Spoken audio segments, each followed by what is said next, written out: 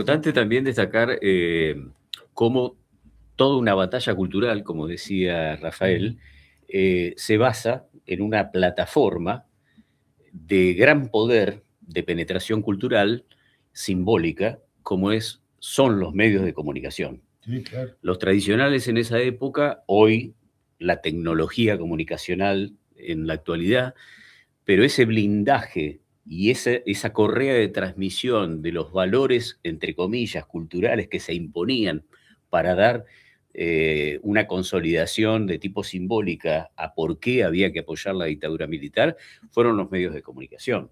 A tal punto que en este mismo libro del cual yo señalaba, cuando la Comisión Interamericana de Derechos Humanos empieza a poner la lupa en la Argentina respecto de las atrocidades que se estaban produciendo, las denuncias de las desapariciones, los presos políticos y todo lo que los organismos de derechos humanos posteriormente después fueron denunciando, los editoriales aún, ya estábamos hablando de 2 años y medio posteriores al golpe, eran de cuestionar la mirada internacional que había sobre la Argentina. Por ejemplo, en un pie de tapa de La Opinión del 6 de Derechos marzo humanos. de 1980, 1980, Sí, estábamos sí. ya 4 años posteriores del golpe, en el diario La Opinión, el 7 de febrero decía, Informe crítico era el título, y decía, al margen del grado de certeza que contenga ese informe, hablando de la Ujú. Comisión Interamericana, observamos que el procedimiento aplicado en este sentido por el gobierno norteamericano significa inmiscuirse abiertamente en la vida interna en el otro país, vulnerando principios que son inalienables al derecho soberano. Y hablaba cómo era la Argentina de hoy.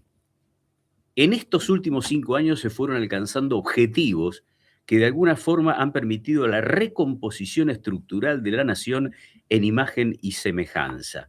Se han logrado bases de orden y seguridad, sin cuyo concurso se hace prácticamente imposible intentar diagramar cualquier perspectiva de salida frente al dolor derramado en su logro y al costo del esfuerzo empeñado para consolidarlas.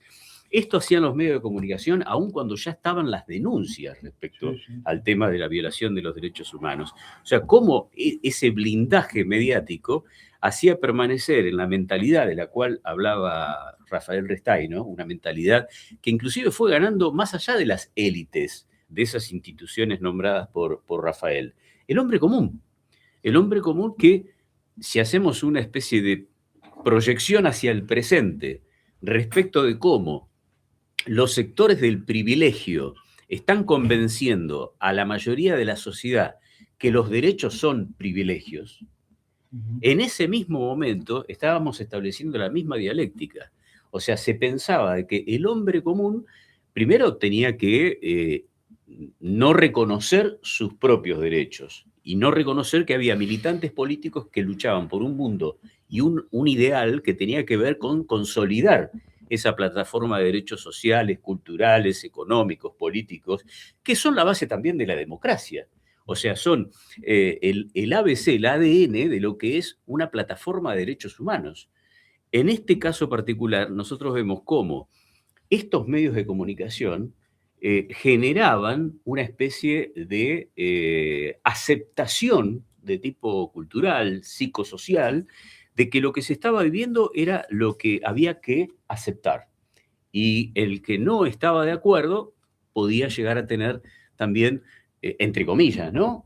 Un planteo disciplinador. O sea, Sí. todavía quedaban los sesgos autoritarios de qué le podía pasar a la persona en tanto y en cuanto siguiera, aunque no fuera un militante orgánico de los movimientos políticos ni de tampoco las organizaciones que en algún caso eligieron la vía armada, que el hombre común no podía, entre comillas, tener la defensa de sus propios derechos. O sea, Sí, sí. estamos frente a una situación de carácter cultural que tiene hasta puentes de interpretación muy parecidos a los que en la actualidad podemos estar viviendo. O sea, esquemas de carácter dictatorial, autoritario, autocráticos, como los que se están estableciendo en la Sí, misma seguro. actualidad, son los que tuvieron raíz en esos procesos.